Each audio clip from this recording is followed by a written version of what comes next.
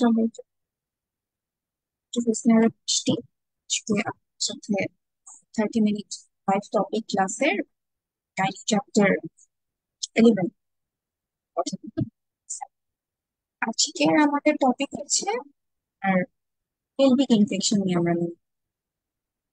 তো এই pelvic infection যে চ্যাপ্টারটা আগে একটু বলে নিই। যার হচ্ছে এর আগের দিন ফার্স্ট যেদিন আমার একটা ক্লাস ছিল সেদিনের ক্লাসটা ছিল হচ্ছে গিয়ে আপনার টিউমারের, যে বিনাইন নিওপ্লাজম একটা পারি আর কি, ওভারিয়ান টিউমার নিয়ে একটা ক্লাস ছিল। আর আজকের একটা ক্লাস হচ্ছে গিয়ে পেলভিক ইনফেকশন। যারা যারা আছি তারা সবাই চেষ্টা করতেছি যে হচ্ছে আপনার সবগুলো থেকে, সেটা বেসিক হোক বা ক্লিনিক, সবগুলো যে ইম্পর্টেন্ট টপিক যেগুলো থেকে প্রত্যেকবারই বা প্রত্যেক সেশনই হচ্ছে গিয়ে কোয়েশ্চেন মাস্ট আসতেছেই, এসে থাকে, সেই টপিক গুলো নিয়েই আপনার সরকার যতটুকু আলোচনা পসিবল হয় ততটুকু আপনার সাথে, আপনাদেরকে হেল্প করার, আপনাদের সাথে শেয়ার করার, যে এই ইম্পর্টেন্ট টপিক থেকে কোথা থেকে প্রশ্ন বেশি আসতেছে বা কোন জায়গাগুলো অবশ্যই আপনাদেরকে পড়ে যেতে হবে বা কোন জায়গাগুলোতে বেশি এমফাসাইজ করতে হবে, এই জিনিসগুলো আপনাদেরকে এই শর্ট টাইমের মধ্যে একটু ব্রিফ যতটুকু করা যায় আর কি শর্টলি, সবাই এটাই চেষ্টা করতেছে। আজকেও সেরকম একটা আমাদের টপিক কি বলবো, গাইনির জন্য ক্লিনিক্যাল এর ক্ষেত্রে সেটা হচ্ছে পেলভিক। তো এখন প্রতিবারই আমি যে কথাটা বলি আমার কাছে, সেটা হচ্ছে গিয়ে যে আপনাদের এখন যেহেতু 4 ঘন্টার একদিনের পরীক্ষা, তো বেসিক ক্লিনিক্যাল যেহেতু একসাথে হয়, তো ওই দেখা যায় যে হচ্ছে আপনার ক্লিনিক্যালের সাথে যেগুলো বেসিকের মিল থাকে, বিসিপিএস মোটামুটি কোয়েশ্চেনটা এভাবেই করেই দেয় যে হচ্ছে আপনার বেসিক দেখা যায় কয়েকটা স্টেম আর সেগুলো থেকে তুলে দেয়, মানে ওভারল্যাপ করে আর কি কোয়েশ্চেন মেক করে আর কি।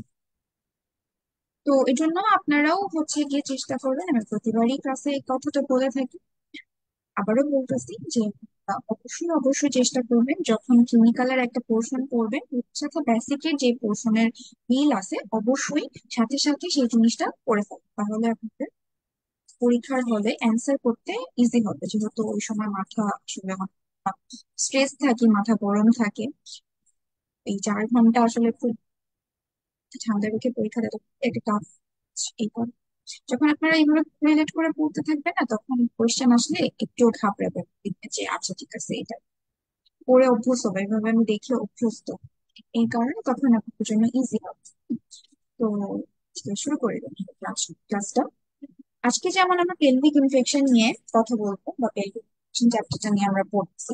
তো এখানে দেখেন আমরা কি কি পড়বো। আপনার হচ্ছে গিয়ে ডিফেন্স পড়বো, জেনিটাল ট্র্যাক্টের ডিফেন্স, তারপর পিআইডি সম্পর্কে জানবো, আর হচ্ছে গিয়ে জেনিটাল টিপ, এই রিলেটেড টপিক গুলো যেগুলো হচ্ছে মোস্ট ইম্পর্টেন্ট টপিক, প্রত্যেকবারই কোয়েশ্চেন এসে থাকে এগুলো থেকে, এই জিনিসগুলো নিয়ে আমরা একটু আলোচনা করবো।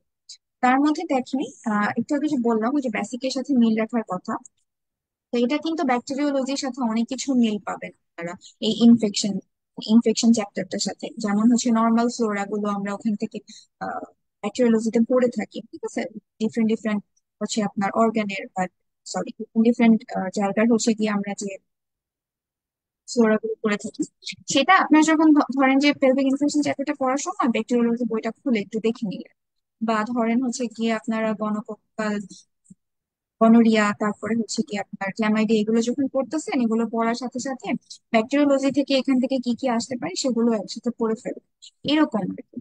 এটা একসাথে পড়ে যখন আপনাদের জন্য ইজি হবে, একবারে দেখা যাবে দুই সাইড থেকে কভার হচ্ছে। তো শুরু করি। প্রথমে আমাদের এই চ্যাপ্টারটা থেকে যেটা পড়তে হবে সেটা হচ্ছে গিয়ে defence of the genital tract.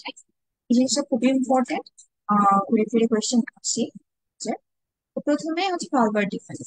ভালভার defence কি কি আছে আমাদের কিন্তু আলাদা আলাদা করে পড়তে হবে, একটা অ্যানাটমিক ডিফেন্স কোনটা আর ফিজিওলজিক্যাল ডিফেন্স।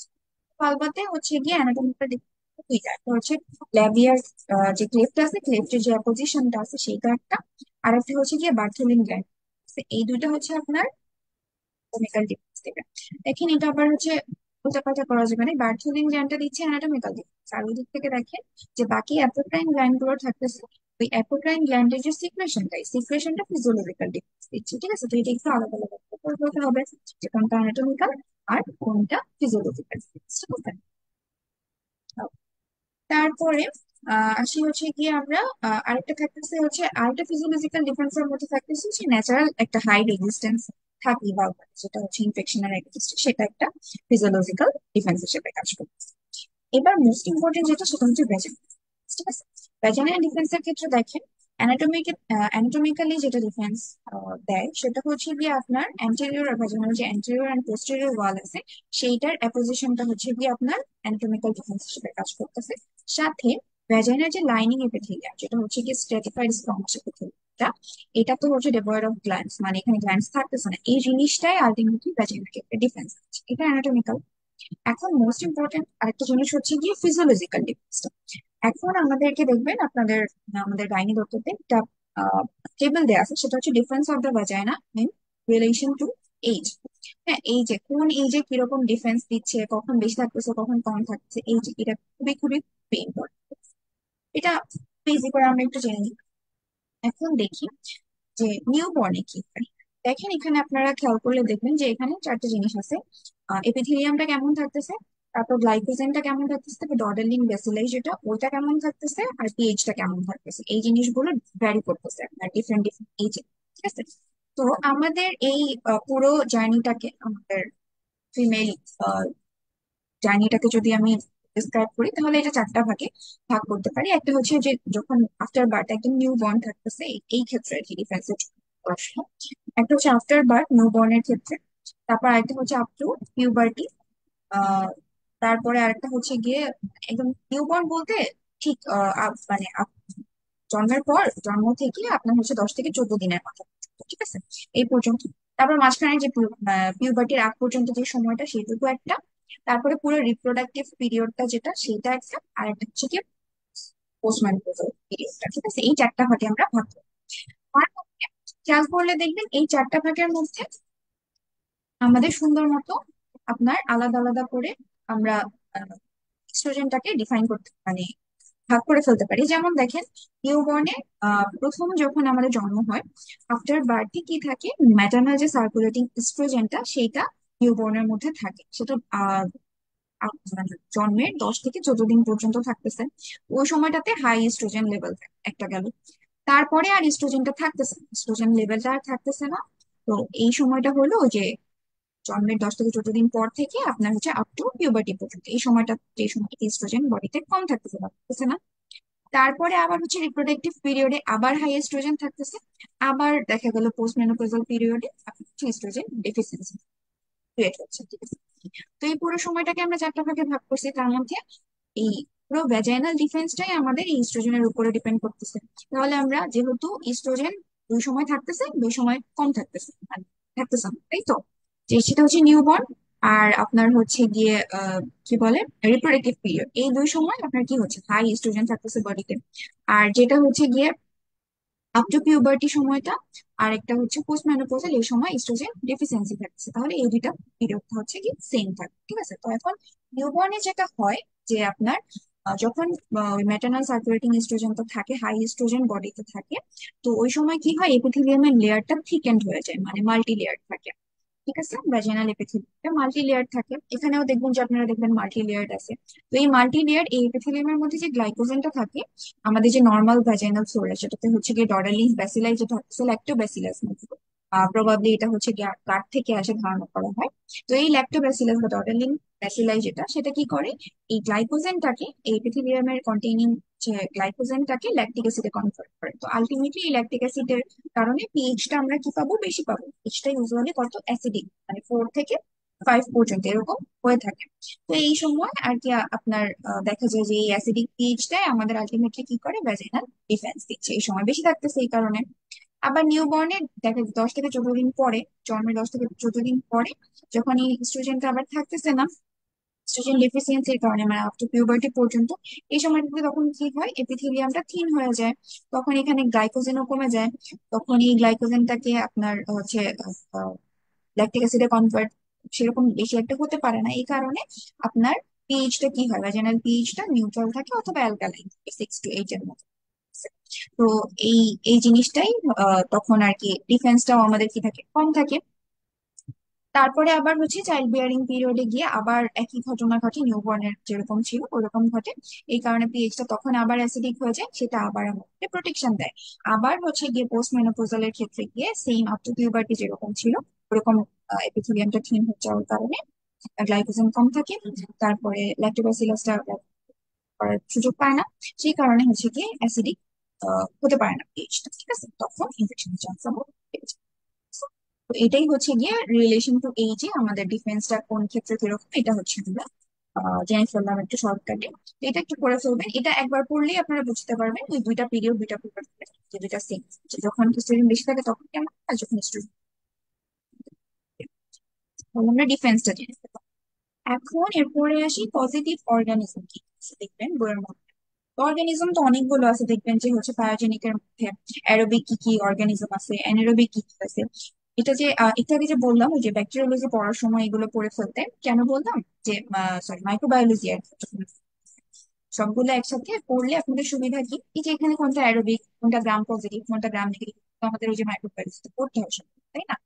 তো ধরেন এটা পড়তেছেন, এই চ্যাপ্টারটা পড়ার সময় আপনি সাথে সাথে একটু মাইক্রোবায়োলজির বইটা খুলে ফেললেন, ওইটা খুলে একটু দেখে ফেললেন যে ওইখানে আমার কোনটা গ্রাম পজিটিভ, গ্রাম নেগেটিভ, তারপর হচ্ছে কোনটা অ্যারোবিক কোনটা অ্যানারোবিক, এই জিনিসগুলো যেগুলো আপনারা পড়ছেন মাইক্রোবায়োলজি, তখন একসাথে ওইটাও পড়া হয়ে গেল, আর এই জিনিসটাও আপনাদের কভার হয়ে যাবে, রাখতেও ইজি হবে, তারপর পরীক্ষা হলে অ্যান্সার করতে হবে। ঠিক আছে? তারপরে হচ্ছে সেক্সুয়ালি ট্রান্সমিটেড ডিজিজের জন্য কোনটা দায়ী, কোনটা প্যারাসাইট কোনটা ফাঙ্গাল, তারপর ভাইরাল, তারপর টিউবারকুলার কি কি আছে, এগুলো সবগুলো মিলে আপনার অর্গানিজম গুলো চেষ্টা করবেন মাইক্রোবায়োলজির সাথে কোরিলেট করে পড়ে পড়ে ফেলার জন্য, ঠিক আছে। ওকে, তারপরে আমরা আসি হচ্ছে mode of spread of infection. যে আমরা যে হচ্ছে কি আজকে ইনফেকশন করতেছি পেলভিক ইনফেকশন, এটার মোড অফ স্প্রেডটা আমাদের জন্য অনেক ইম্পর্টেন্ট একটা topic, হ্যাঁ। কেন, এখানে দেখেন এখানে বলছে যে কয়েকটা আলাদা করা আছে, সবগুলো নাই, কিন্তু এই কোয়েশ্চেনটা বিসিপিএস এর আগেও কোন সেশনে কোন একটা সেশনে চলে আসছিল, যে আপনার দেখেন লেখা আছে যে গনোকক্কাল যে ইনফেকশনটা সেইটা মেইনলি কিভাবে যায়, এটার স্প্রেড অফ ইনফেকশনটা হচ্ছে গিয়ে থ্রু কন্টিনিউইটি অ্যান্ড কন্টিগিউটি। তারপরে দেখেন আবার পোস্ট অ্যাবর্টাল আর হচ্ছে পিউরপেরিয়াল ইনফেকশন যেগুলো, সেগুলো আবার হচ্ছে গিয়ে আপনার থ্রু লিমফেটিক্স আর পেলভিক ভেইনস এর মাধ্যমে যাচ্ছে। তারপরে আবার দেখেন যে টিউবারকুলার যে ইনফেকশনটা সেইটা আবার হচ্ছে গিয়ে থ্রু ব্লাড স্ট্রিম। এই তিনটা জিনিস আপনাদের মাথায় রাখতে হবে আলাদা আলাদা, গনোকক্কাস কোন দিক দিয়ে যাচ্ছে কোন দিক দিয়ে স্প্রেড হচ্ছে, তারপরে আপনার পোস্ট অ্যাবর্টাল পিউপেরিয়াল যেগুলো আছে ইনফেকশন গুলো সেগুলো কোন দিক দিয়ে যাচ্ছে বা স্প্রেড হচ্ছে, আর একটা হচ্ছে টিউবারকুলারটা ব্লাড দিয়ে যাচ্ছে। এই জিনিসগুলো মানে স্প্রেড অফ ইনফেকশনটা ভালো করে জেনে রাখতে হবে, এগুলো চলে আসছে আর কি পরীক্ষায়, ঠিক আছে, পরীক্ষায় কোশ্চেন। তারপরে আমরা এবার চলে আসি পিআইডি তে, ঠিক আছে, পেলভিক ইনফ্লামেটরি ডিজিজ। এই পেলভিক ইনফ্লামেটরি ডিজিজটা কি, এটা মেইন হচ্ছে গিয়ে পুরাটা মিলে মানে একটা পলিমাইক্রোবিয়াল ইনফেকশন, যেটা কিনা হচ্ছে আপনার ভ্যাজাইনা থেকে অ্যাসেন্ডিং হয়ে অর্গানিজম গুলো অ্যাসেন্ডিং করে আপনার পুরো এন্ডোমেট্রিয়াম তার প্যারামেট্রিয়াম পুরো আপনার সারাউন্ডিং স্ট্রাকচারে ছড়ায় যায় আর কি, এই পুরো ইনফেকশনটা। মেইনলি এটা একটা আপার জেনারেল ট্র্যাক্টের ইনফেকশন, যেটা হচ্ছে ডিফারেন্ট ডিফারেন্ট আপনার অর্গানিজম দিয়ে হয়ে থাকে। আর কি কি ইনভলভ করে থাকে, ইউটেরাস, এন্ডোমেট্রিয়াম, তারপর ফেলোপিয়ান টিউব, ওভারি, তারপর পেলভিক পেরিটোনিয়াম, তারপরে আরো সারাউন্ডিং সারাউন্ডিং স্ট্রাকচার যেগুলো থাকে, ওকে, অ্যাসেন্ডিং অর্গানিজম গুলো ইনফেক্টেড করে থাকে। এই পুরো জিনিসটা কি মানে পুরো টার্মিনোলজিটাকে এভাবে আমরা ডিফাইন করতে পারি, ইআইডি যেটা বলতেছি। এটা পলিমাইক্রোবিয়াল ইনফেকশন কেন, কারণ হচ্ছে এটার জন্য অনেকগুলো অর্গানিজম থাকে।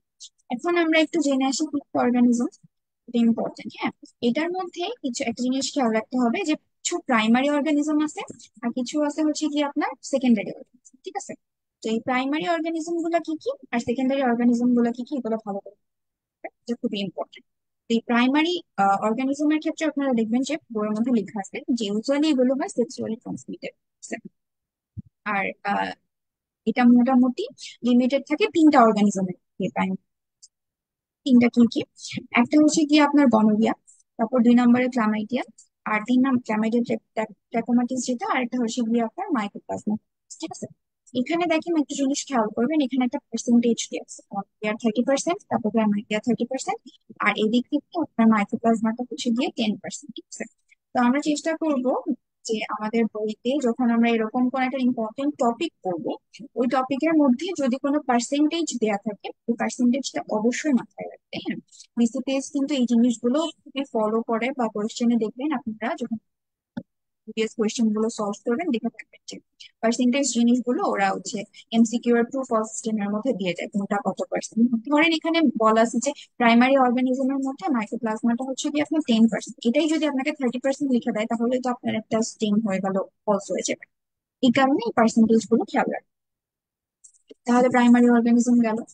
এরপরে আসি হচ্ছে সেকেন্ডারি অর্গানিজম। সেকেন্ডারির মধ্যে দেখেন কিছু অ্যারোবিক আছে, কিছু অ্যানারোবিক আছে। এই জন্য আপনারা যখন ওই মাইক্রোবায়োলজির সাথে পড়ে ফেলবেন তখন আলাদা আলাদা করে আর আপনাকে অ্যারোবিক এটা অ্যানারোবিক এটা আলাদা করে আর পড়তে হচ্ছে না, একবারেই পড়া হয়ে গেল, দুইটা কাজ একসাথে হয়ে যাবে। ঠিক আছে, তাহলে এটা খুবই ইম্পর্টেন্ট, এটা অবশ্যই পড়তে হবে। এরপরে যেটা পড়বেন সেটা হচ্ছে কি রিস্ক ফ্যাক্টরস অফ পিআইডি, আর একটা হচ্ছে প্রোটেক্টিভ ফ্যাক্টরস অফ পিআইডি। এই জিনিসগুলো আপনারা একবার রিডিং করলেন যে কোনটা কোনটা রিস্ক ফ্যাক্টর আর কোনটা কোনটা প্রোটেক্টিভ ফ্যাক্টর। এখন এগুলো তো ওইভাবে মুখস্থ করার দরকার নাই যে হ্যাঁ এতগুলো রিস্ক ফ্যাক্টর, যেমন সেক্সুয়ালি অ্যাক্টিভ টিনেজার্স, তারপরে আছে মাল্টিপল সেক্সুয়াল পার্টনার্স, এভাবে আলাদা আলাদা করে তখন মুখস্থ করার দরকার নেই। একটা ছোটখাটো জিনিস মাথায় রাখবেন, যেটা হচ্ছে গিয়ে যেই জায়গাগুলোতে সেক্সুয়াল অ্যাক্টিভিটি বেশি থাকে ইউজুয়ালি সেগুলো হচ্ছে রিস্ক ফ্যাক্টরের ক্ষেত্রে। মানে যেই জায়গা বলেন বা যেই কন্ডিশন বলেন বা যেই এজ বলেন যেগুলোতে সেক্সুয়াল অ্যাক্টিভিটি বেশি, সেই সময়গুলোতে বা সেই কন্ডিশন গুলোতে কি হয়, ওগুলো হচ্ছে রিস্ক ফ্যাক্টর হিসেবে থাকে এই জন্য। আর প্রোটেক্টিভ ফ্যাক্টর কোনগুলো, যেগুলোতে সেক্সুয়াল অ্যাক্টিভিটি কম বা যে কন্ডিশন বা যে সময়গুলোতে কন্ডিশন সেক্সুয়াল অ্যাক্টিভিটি কম, সেগুলোই হচ্ছে প্রোটেক্টিভ ফ্যাক্টর। ধরেন যে হচ্ছে গিয়ে আপনার ব্যারিয়ার মেথড বা কন্ট্রাসেপটিভ মেথড যেগুলো, তারপর প্রেগন্যান্সি, এই জিনিসগুলো প্রোটেক্টিভ ফ্যাক্টর কেন, এই সময় সেক্সুয়াল অ্যাক্টিভিটি কম, এই সময় হচ্ছে গিয়ে ট্রান্সমিশনের চান্স কম, এই কারণে আপনার ইনফেকশনেরও চান্স কম। এর জন্য ওগুলো প্রোটেক্টিভ ফ্যাক্টর হিসেবে কাজ করছে। এইটুকু জাস্ট মাথায় রাখবেন। আচ্ছা, তাহলে এটা আমরা এভাবে পড়ে ফেলবো। এইভাবে চেষ্টা করবেন যে যেগুলো আসলে মানে অনেকগুলো করে মুখস্থ রাখার জন্য, সেভাবে তো এগুলো আমরা মুখস্থ করে রাখবো, জাস্ট একটা রিডিং দিব, রিডিং দিয়ে একটা ছোটখাটো ওয়ে মাথায় রাখবো যেটা দিয়ে আমরা আইডেন্টিফাই করতে পারি। ঠিক আছে? তারপর অর্গানিজম আমরা জেনে ফেললাম। এবার হচ্ছে আপনার ডায়াগনোসিস, কিছু ক্লিনিক্যাল ফিচার্স দেখবেন আপনাদের এখানে clinical diagnostic criteria of acute PID আছে। হ্যাঁ, তো এই ক্রাইটেরিয়ার মধ্যে আমাদের তিন ধরনের ক্রাইটেরিয়া আছে, একটা হচ্ছে মিনিমাম ক্রাইটেরিয়া, তারপর অ্যাডিশনাল ক্রাইটেরিয়া, আর হচ্ছে গিয়ে ডেফিনিটিভ ক্রাইটেরিয়া। ওগুলো অবশ্যই খুব ভালোভাবে পড়তে হবে, কারণ কোনটা মিনিমাম, ওই সবগুলো টেন্ডারনেস গুলো, হ্যাঁ, ধরেন লোয়ার অ্যাবডোমিনাল টেন্ডারনেস, তারপর হচ্ছে সার্ভাইকাল মোশন টেন্ডারনেস, ব্যাডনেক্সল টেন্ডারনেস, এই টেন্ডারনেস গুলো হচ্ছে মিনিমাম, গুলো দিয়ে আমরা ডায়াগনোসিস করতে পারি। সাথে হচ্ছে আপনার কিছু অ্যাডিশনাল ক্রাইটেরিয়া, যেমন ওরাল টেম্পারেচার আপনার 30 ডিগ্রি সেন্টিগ্রেডের বেশি, তারপরে ওই দিক থেকে হচ্ছে গিয়ে ধরেন মিউকোপুরুলেন্ট সার্ভিক্যাল ডিসচার্জ, তারপরে আপনার রেস্ট সিআরপি, এলিভেটেড ইএসআর, এই এই জিনিসগুলো হচ্ছে অ্যাডিশনাল ক্রাইটেরিয়া। আর ডেফিনেটিভ ক্রাইটেরিয়া অবভিয়াসলি যেগুলো দিয়ে আমরা একদমই ডায়াগনোসিস করে ফেলতে পারবো, সেগুলো হচ্ছে আমরা কোথায় যাব, ইনভেস্টিগেশন যেগুলো আছে, ধরেন ল্যাপারোস্কোপি, তারপরে টিবিএস অথবা হচ্ছে গিয়ে বায়োপসি, এইগুলো দিয়ে আমরা কনফার্মেশন করতে পারবো। সেই জিনিসগুলো হচ্ছে ডেফিনেটিভ। তাহলে ক্রাইটেরিয়া গুলো ভালো করে মাথায় রাখতে হবে। এটা কি ধরনের criteria? এরপরে চলে আসি, একটা জিনিস এখানে পড়তে হবে, সেটা হচ্ছে গিয়ে আপনার laparoscopic findings and rating of PID. ল্যাপারোস্কোপিতে আমরা কি কি ফাইন্ডিংস পাবো, মাইল্ড, মডারেট, সিভিয়ার, হ্যাঁ কিছু ফাইন্ডিংস পাবো। যখন আমরা ইডিমা, ইউরাইদেমা এগুলো যখন পাবো সেগুলোকে আমরা মাইল্ড বলবো। তারপরে দেখেন মডারেট, মানে এগুলো গ্রেডিং আর, যখন আমরা হচ্ছে গিয়ে গ্রস পুরুলেন্ট ডিসচার্জ পাবো বা ম্যাটেরিয়াল পাবো। তারপরে হচ্ছে গিয়ে আপনার আরো হচ্ছে ধরেন ইরাইদেমা, ইডিমা এগুলো বেশি বেশি পাবো, খুবই গ্রস ইডিমা পাবো, সেক্ষেত্রে আমরা সেটাকে বলবো মডারেট। তারপর সিভিয়ার, আর লাস্টে একটা জিনিস এখানে দেখেন, এটা খুবই ইম্পর্টেন্ট, ক্ল্যামাইডিয়াল ইনফেকশন সাজেস্ট করবে একটা নির্দিষ্ট একটা জিনিস আছে বা এটার অ্যাপিয়ারেন্স আছে, যেটা হচ্ছে গিয়ে ভায়োলিন স্ট্রিং লাইক অ্যাডহেশন। গত বইয়ের এবার একটা পিকচারও দেওয়া আছে, আপনার ফিগারটাও দেখে নিন। হ্যাঁ, এই ভায়োলিন স্ট্রিং অ্যাডহেশনটা আমরা কাকে সাজেস্ট করতেছি, তাহলে এই ক্লামাইডিয়া ইনফেকশনটাকে সাজেস্ট করতেছি। এই ইনফেকশন চ্যাপ্টারটাতে আপনারা যখন ওই যে ভাইরাল ইনফেকশন, প্রেগনেন্সি পড়বেন বা পুরো ইনফেকশন রিলেটেড যতগুলো পড়বেন, আপনারা চেষ্টা করবেন গাইনিরও, গাইনির মধ্যে প্লাস অপসের মধ্যেও যখন হচ্ছে আপনারা এই ইনফেকশন রিলেটেড চ্যাপ্টার গুলো পড়বেন, বলবো যে যখন দেখি সব চ্যাপ্টার আপনাদের পড়া হয়ে যাবে, এগুলোও একসাথে পড়বেন। তাহলে খুব সুবিধা হবে যে ইনফেকশন আপনাদের পুরোটাই একসাথে গোছানো হয়ে যাবে। তো এই ভায়োলিন স্ট্রিং লাইক অ্যাডহেশন এটা আমরা তাহলে ক্লামিডিয়াল ইনফেকশনে পাচ্ছি। এরকম দেখবেন যে আরো ডিফারেন্ট ডিফারেন্ট কিছু ওয়ার্ড আছে বা কিছু অ্যাপিয়ারেন্স আছে যেগুলো ওই একটা নির্দিষ্ট কন্ডিশনকেই ডিফাইন করে, সেগুলো অবশ্যই অবশ্যই খুব ভালো করে করতে হবে, যাতে এসবিএ আসলে আমরা খুব বেশি আমাদেরকে চিন্তা ভাবনা না করতে হয়, আমরা সাথে সাথে দেখাই ফেলি। তারপরে আসি, এরপর আমাদের ক্রাইটেরিয়া ডায়াগনোসিস, ডায়াগনোসিস ক্রাইটেরিয়া আমরা পড়ে ফেললাম, ইনভেস্টিগেশনের মধ্যে আমরা ল্যাপারোস্কোপি পেতে পারি, এগুলো ফেললাম। তারপর আপনারা যেটা পড়বেন হচ্ছে কমপ্লিকেশন কি কি হতে পারে। ডায়াগনোসিস হয়ে গেছে, এখন কমপ্লিকেশন কি কি হতে পারে এগুলো একটু দেখবেন, যে ইমিডিয়েট কমপ্লিকেশন কি কি, লেট কমপ্লিকেশন কি কি, এগুলো একটু পড়ে ফেলবেন। আচ্ছা, তাহলে আমাদের পিআইডি সম্পর্কে মোটামুটি আমাদের এগুলো পড়লেই হবে। আরেকটা জিনিস আমি বলবো, এখানে দেখেন, আপনারা দেখবেন যে আমাদের গাইনি তথ্যতে একটা টেবিল দেওয়া আছে, যেটা হচ্ছে কি clinical features of acute salpingitis, acute appendicitis, আর হচ্ছে গিয়ে একটা হচ্ছে গিয়ে একটোপিক। এই জিনিসগুলোতে ব্যথা বা টেন্ডারনেস গুলো সেম হয় মোটামুটি, কমপ্লেন করে ডরাটোমিয়াল টেন্ডারনেস নিয়ে আসে, পেইন নিয়ে আসে পেশেন্ট। তো এইখানে হচ্ছে আপনার কনফিউশন হওয়ার চান্সেস থাকে। এই কারণে আপনারা এই ছকটা থেকে আপনারা চেষ্টা করবেন যে যেমন অ্যাকিউট সালফিনজাইটিস আমরা পারভেজিনালি এক্সামিন করে কি পাবো, এখানে আমরা বোথ ফর্নিক্স টেন্ডারনেস পাবো, ঠিক আছে। আবার অ্যাকিউট অ্যাপেন্ডিসাইটিস এর ক্ষেত্রে আমরা পারভেজিনালি কি পাইতে পারি, দেখা যাবে যে রাইট সাইডেই শুধু আমরা হচ্ছে কি আপনার রাইট ফর্নিক্স আমরা টেন্ডারনেস পাচ্ছি, এটা অবভিয়াসলি আমরা লেফট সাইডে পাবো না। তারপরে হচ্ছে আবার ইকটোপিকের ক্ষেত্রে দেখা যাবে যে আমরা একটা মাস ফিল করতে পারবো, ঠিক আছে। আমরা কোনো একটা হচ্ছে গিয়ে আপনার ফর্নিক্সে দেখা যাবে যে আমরা মাস ফিল করতে পারতেছি, সেটা এক্সটেন্ড করছে পাউচ অফ ডগলাস পর্যন্ত, এরকম একটা। তো ডিফারেন্ট ডিফারেন্ট ক্ষেত্রে আমরা ডিফারেন্ট ডিফারেন্ট ফাইন্ডিংস পাবো, যেটা দিয়ে আমরা আলাদা করতে পারি যে কোনটা সালফিনজাইটিস কোনটা অ্যাপেন্ডিসাইটিস। যেহেতু এইগুলো হচ্ছে গিয়ে কনফিউশন হওয়ার চান্স থাকে বা ডিফারেন্সিয়াল ডায়াগনোসিস হওয়ার পসিবিলিটি আছে, তো এগুলো কোনটাকে কিভাবে ডিফাইন করা যায় বা কিভাবে আইডেন্টিফাই করা যায়, এই ছকটা থেকে আপনারা একটু চোখ বুজে রেখে দেবেন। হ্যাঁ, এগুলো আমরা সবই জানি, just একটু চোখ বুজে রাখলে আমরা পারবো। তারপরে কমপ্লিকেশন গেল, পিআইডি থেকে মোটামুটি এগুলো সবগুলো পড়তেই হবে। Okay? এরপরে আরেকটা জিনিস আসেন, একটা জিনিস আমি বলে রাখি যে pelvic infection following delivery and abortion, হ্যাঁ এই ক্ষেত্রে কি হয়, আমরা যে ওই যে প্রাইমারি অর্গানিজম পড়লাম না, যে সাউথ ইনজাইটিস যেটা আর কি, একটা জিনিস ওভারঅল এটা আপনারা মাথায় রাখতে পারেন যে প্রাইমারি অর্গানিজম যেগুলো আছে সেগুলো দিয়ে ইউজুয়ালি আপনার দেখা যায় যে বাইল্যাটারাল সাউথ ইনজাইটিস। আর বাকি যে হচ্ছে আপনার ধরেন ডেলিভারি বা অ্যাবর্শন, ধরেন পিউপারাল সেপসিস এর ক্ষেত্রে বা পোস্ট অ্যাবর্টাল কোন কেসে দেখা যায় যে ইউনিল্যাটারাল সাবমিটাইটিস। এটা হচ্ছে ওভারঅল নট একদমই ডিফাইন্ড বা একদমই হচ্ছে গিয়ে স্পেসিফাইড, কিন্তু মানে ওভারঅল একটা অ্যাজাম্পশন। তারপরে এখানেও স্প্রেড অফ ইনফেকশনটা ওইভাবেই আপনার প্রাইমারি অর্গানিজম আমরা যে পড়লাম গনোরিয়া কোন দিকে যাচ্ছে, ক্লামাইডিয়া কি হচ্ছে, এগুলো আর কি ওইভাবে আপনারা পড়ে ফেলবেন। তারপরে কমপ্লিকেশনস এখানেও আছে আপনার হচ্ছে অ্যাকিউট পিআইডি যেটা হচ্ছে ডেলিভারি বা অ্যাবর্শন, মোটামুটি কমপ্লিকেশন সেম। এরপরও আপনার হচ্ছে ডেলিভারি বা অ্যাবর্শনের পরে যে পিআইডি ডেভেলপ করছে সেটার কমপ্লিকেশন গুলো একটু দেখে রাখবেন, যেমন শক, প্যারামেট্রাইটিস, তারপরে ডিআইসি, টিউবো ওভারিয়ান অ্যাবসেস, এগুলো ডেভেলপ করতে পারে। ঠিক আছে? এগুলো করবেন। তারপরে আমরা চলে আসি হচ্ছে গিয়ে মোস্ট ইম্পর্টেন্ট, খুবই একদম ইনফিনিটি ইম্পর্টেন্ট একটা টপিক, সেটা হচ্ছে জেনিটাল জেনিটাল টিউবার।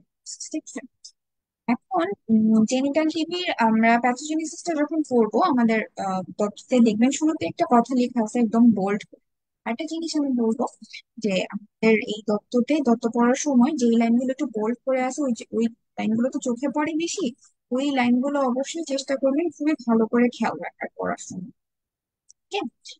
তাহলে দেখেন, প্রথমেই দেখবেন যেখানে লেখা আছে genital tuberculosis is almost always secondary to primary infection, মানে এটা অলওয়েজই দেখা যায়, অলমোস্ট অলওয়েজ, ঠিক আছে। তার মানে এসবিএ তে যদি আসে এটা অলওয়েজই সেকেন্ডারি আমরা ধরবো, ঠিক আছে। যে প্রাইমারি ইনফেকশন ধরেন হচ্ছে এক্সট্রা জেনিটাল কোনো সাইটে, লাংসে, তারপরে লিম্ফ নোড, ইউরিনারি, যে কোনো জায়গার প্রাইমারি ইনফেকশন হওয়ার পরে আপনার জেনিটাল টিবি ডায়াগনোস্ট হচ্ছে, এটা সেকেন্ডারি হিসেবে, ঠিক আছে। তারপর আরো একটা কথা আছে যে হচ্ছে দা ফেলোপিয়ান টিউবস আর ইনভেরিয়েবলি দা প্রাইমারি সাইট। এখন এই জেনিটাল টিউব যখন হয় এটার জন্য আবার প্রাইমারি সাইট কোনটা, ফেলোপিয়ান টিউব, ঠিক আছে। এই দুইটা জিনিস খুবই ইম্পর্টেন্ট, এগুলো অনেকবার করে আপনার আগের ডিফারেন্ট ডিফারেন্ট সেশনে চলে আসছে, তো এগুলো অবশ্যই মাথায় রাখবেন। এখন দেখেন আবার এখানে আবার একটা জিনিস দেখেন যে affection rates of genital organs with tuberculosis, এখানে পার্সেন্টেজ দেওয়া আছে। ওই যে বললাম যে ইম্পর্টেন্ট টপিক গুলো আমরা যখনই পড়বো আর ওই ইম্পর্টেন্ট টপিকের মধ্যে যদি পার্সেন্টেজ থাকে, তাহলে আমাদেরকে অবশ্যই এই পার্সেন্টেজ গুলো ভালো করে পড়ে ফেলতে হবে। তাহলে দেখেন এখানে বলছে ফেলোপিয়ান টিউব 100%, ওই যে প্রাইমারি সাইট আমরা পড়লাম, এটা হচ্ছে ফেলোপিয়ান টিউব। পার্সেন্টেজের উপর কেন ডিপেন্ড করে? ধরেন ফেলোপিয়ান টিউব নাই আমাদের এসবিএ, জানতে চাইছে যে এই কয়েকটা অপশন দেওয়া আছে সেটার মধ্যে আপনার হচ্ছে কোনটাতে বেশি এফেক্ট করে, তাহলে ফেলোপিয়ান টিউব বাদে যদি বাকিগুলো দেওয়া থাকে, তখন তো আমরা কনফিউজ হয়ে যাব না, কারণ হচ্ছে আমরা তো খুব ভালো করে এসবি এর জন্য পড়ছি যে প্রাইমারি সাইট হচ্ছে ফেলোপিয়ান টিউব মানে সব থেকে বেশি এফেক্টেড এখানেই হয়। আর বাকিগুলোতে দেখেন পার্সেন্টেজ ওয়াইজ যদি আমি হিসাব করি, তাহলে কিন্তু 50 to 60% হচ্ছে গিয়ে সব থেকে বেশি কোথায়, এন্ডোমেট্রিয়াম। তো পার্সেন্টেজটা যদি আমি না পড়ে যাই বা না জানি, তাহলে তো অবশ্যই এটা কি হবে, এটা তো আমি বলতে পারবো না যে এসবিএ তাহলে কোনটা হবে। এই জন্য পার্সেন্টেজটা পড়া ইম্পর্টেন্ট, ঠিক আছে? যে যদি বাই এনি চান্স এই অপশনটা নাও থাকে, বাকি অপশনের মধ্যে আমার কাছে কোনটা এসবিএ, কোনটা বেশি এফেক্টেড হয় এটা জানতে চাই, তাহলে অ্যান্সার করতে পারি। তাহলে এই পার্সেন্টেজটা সহ আমরা করে ফেলবো। তারপরে দেখেন আবার মোড অফ স্প্রেড, সেটার মধ্যেও দেখেন লেখা আছে যে হেমাটোজেনাসটাই হচ্ছে গিয়ে 90%, তাহলে এসবি এর জন্য কি? আর যে আমরা কিন্তু যখন ওই স্প্রেড অফ ইনফেকশন পড়ছিলাম, যখন পড়ছি তখনও কিন্তু আলাদা আলাদা করলাম যে আপনার কোন অর্গানিজম কোনটা দিয়ে হচ্ছে স্প্রেড করছে। ওখানে কিন্তু আমরা পড়ে আসি যে জেনিটাল টিভিটা হচ্ছে মেইনলি ব্লাড দিয়ে স্প্রেড হয়ে থাকে। এখানেও দেখেন হেমাটোজেনাসটাই 90%, মানে এটাই এসবি এর জন্য অ্যান্সার, ঠিক আছে? এই জন্য পার্সেন্টেজটা ইম্পর্টেন্ট। তাহলে আমরা মোড অফ স্প্রেড পড়ে ফেললাম, লিম্ফেটিক হতে পারে, ডিরেক্ট হতে পারে, আর অ্যাসেন্ডিং হতে পারে, সেটা মেইনলি হচ্ছে হেমাটোজেনাস। এবার প্যাথোলজি গুলো আপনারা সবগুলো চেষ্টা করবেন একটু রিডিং দিয়ে মাথায় রাখতে, হ্যাঁ? ফেলোপিয়ান টিউবে কিভাবে, যেমন হচ্ছে গিয়ে দেখেন এখানে বলা আছে, আমরা তো পড়লাম যে এফেক্টেড মেইনলি হচ্ছে কি প্রাইমারি সাইটটা মোস্টলি 100%ই এফেক্টিভ হয় হচ্ছে গিয়ে ফেলোপিয়ান টিউব। এর মধ্যে এই ফেলোপিয়ান টিউবের মধ্যে আবার কোনটা ইনিশিয়াল সাইট ইনফেকশন, সেটা হচ্ছে গিয়ে আপনার সাবমিউকোজাল লেয়ার, মানে ইন্টারস্টিশিয়াল সালপিনজাইটিস, যেটা হচ্ছে অ্যাম্পুলারি পার্ট অফ দ্য টিউবের, আপনার হচ্ছে টিউবের যে অ্যাম্পুলারি পার্টটা আছে সেটার আপনার সাবমিউকোজাল লেয়ার হচ্ছে গিয়ে আপনার মোস্টলি এফেক্টেড। ফেলোপিয়ান টিউব তো পড়ছি, সেটার ভিতরেও আবার যে sub layer of the ampullary part of the tube, এরকম ভাবে এই জিনিসগুলো আপনি একটু খেয়াল করবেন। তারপরে দেখেন এখানে একটা জিনিস বোল্ড অক্ষরে লেখা আছে যে এখানে কি হয়, আপনার ফিমরিয়া যেগুলো থাকে এগুলো হচ্ছে ইভার্টেড হয়ে যায়, তারপরে অ্যাবডোমিনাল অস্টিয়াম যেটা সেটা প্যাটেন্ট থাকে। তো এই অ্যাবডোমিনাল অস্টিয়াম সাথে হচ্ছে ইলংগেটেড বা ডিসটেন্ডেড যেটা টিউব থাকে, এই সবগুলো মিলাই একটা অ্যাপিয়ারেন্স দেয়, সেটা হচ্ছে গিয়ে টোবাকো পাউচ অ্যাপিয়ারেন্স। একটু আগে দেখেন আমরা হচ্ছে গিয়ে ওই যে ভায়োলিন স্ট্রিং পড়লাম না, ল্যাপারোস্কোপিতে যখন আমরা ভায়োলিন স্ট্রিং লাইক অ্যাডিশন পাবো, তখন সেটা কাকে সাজেস্ট করবে? ক্লামাইডিয়া। আবার এখানে আমরা দেখেন কি পেলাম, এখানে আমরা পাচ্ছি হচ্ছে গিয়ে আপনার ওই জেনিটাল টিভিতে যখন হচ্ছে আপনার এই ফেলোপিয়ান টিউবটা এফেক্টেড হচ্ছে, তখন ওই অ্যাবডোমিনাল অস্টিয়াম সাথে হচ্ছে ডিস্টেন্ডেড টিউব বা ইনফেক্টেড টিউব সবগুলো মিলায় একটা অ্যাপিয়ারেন্স দিচ্ছে, সেটা কি অ্যাপিয়ারেন্স? সেটা হচ্ছে টোবাকো পাউচ অ্যাপিয়ারেন্স। তাহলে টোবাকো পাউচ অ্যাপিয়ারেন্সটা আমরা কোথায় পাচ্ছি? জেনিটাল টিভি, ঠিক আছে? এই জিনিসগুলো ভালো মতো একদম মনোযোগ দিয়ে মাথায় রেখে দিব, যাতে করে এসবিএ তে আসলে আমরা সহজেই, ধরেন কোন একটা সিনারিও দিয়ে দিছে যে এরকম ইনভেস্টিগেশন করে এটা পাওয়া, এই আহ, পাওয়া গেছে আর কি অ্যাপিয়ারেন্সটা, এটা হচ্ছে কোথায় হয়। তো এরকম টাইপের কিছু দিলে আমরা যেন মানে একদমই সাথে সাথে অ্যান্সার দিই। তারপর এই তো এই জিনিসগুলোই আপনারা একটু রিডিং দিবেন কোনটাতে কিরকম হয়, জাস্ট রিডিং দেবেন, ঠিক আছে? এরপরে এখানে চলে আসি হচ্ছে ক্লিনিক্যাল ফিচারে। ক্লিনিক্যাল ফিচারের ক্ষেত্রে আমরা জাস্ট এটা দেখবো যে ইনফেকশনটা মোস্টলি এখানে হচ্ছে চাইল্ড বিয়ারিং পিরিয়ডে রেস্ট্রিক্টেড থাকে। তারপরে একটা কথা লেখা আছে এখানে, দেখবেন যে genital tuberculosis occurs in 10 to 20% of patients who have pulmonary TB in adolescence, ঠিক আছে? এই কথাটা, এগুলো কেন দরকার? যে দেখবেন যে যে একটু আগে যেটা বললাম, এই লাইনগুলোই হচ্ছে গিয়ে বেশি দেখা যায় যে আপনার একদম পুরোই স্টিং, একটা স্টিং হিসেবে এমসিকিউ এর মধ্যে তুলে গেছে পুরো লাইনটাই। এই কারণে এগুলো জাস্ট একটু রিডিং দিলে দেখবেন যখন লিখে যাবে তখন ইজি হবে। যাদের ক্ষেত্রে দেখা যায় যে প্রাইমারিতে প্রাইমারি আগে আপনার পালমোনারি টিবি ছিল অ্যাডোলেসেন্সে, সেই সব পেশেন্টদের ক্ষেত্রে 20% ক্ষেত্রে তাদের চান্সেস। তারপরে আমরা হচ্ছে আরেকটা জিনিস আছে দেখেন, এখানে বলছে যে common causes of infertility and four pregnancy out, ঠিক আছে? মানে এই যে জেনিটাল টিবি থেকে কেন হচ্ছে আপনার ইনফার্টিলিটি ডেভেলপ করতেছে সেগুলোর কিছু কজেস আছে। সেগুলো কি, যেমন টিউবের ক্ষেত্রে কি, ধরেন ব্লক হয়ে গেছে, টিউবাল ব্লক হয়ে গেছে, ড্যামেজ অথবা এডিশন হয়ে। তারপরে ধরেন যে হচ্ছে এন্ডোমেট্রিয়াল ডিস্ট্রাকশন হয়েছে বা সাইনিকিয়া ফর্মেশন হয়েছে, বা এদিক থেকে ইমপ্ল্যান্টেশন ফেলিওর হয়েছে এন্ডোমেট্রিয়াম। তো তখন তো আলটিমেটলি ইনফার্টিলিটি ডেভেলপ করে যাবে, ঠিক আছে? ওভারই যদিও লেস কমনলি ইনভলভ হয়। তো এইগুলো হচ্ছে মোটামুটি ফার্টিলিটির cause due to genital TB. তারপরে একটা জিনিস আছে যে আপনার ইনভেস্টিগেশন গুলো একটা রিডিং দিবেন, আর এখান থেকে আমরা যদি মোস্ট ডায়াগনস্টিক বা কনফার্মেটরি ধরি তাহলে আমরা সেটা করবো। দেখেন এখানে বলছে যে নিউক্লিক অ্যাসিড অ্যাম্প্লিফিকেশন টেস্ট বা nucleic acid amplification technique with polymerase chain reaction, এটা হচ্ছে মোর সেন্সিটিভ, ঠিক আছে? ওই ন্যাট পিসিআর যদি থাকে সেটা হচ্ছে অ্যান্সার হবে। এটাই মোটামুটি আপনার আমরা যদি হচ্ছে স্পেসিমেনটা কি হবে, যে আপনার এন্ডোমেট্রিয়াম অথবা menstrual ব্লাড থেকে আমরা এই মাইকোব্যাকটেরিয়াম টিউবারকুলোসিস এটা ডায়াগনোসিস করতে পারি নেট পিসিআর, ঠিক আছে?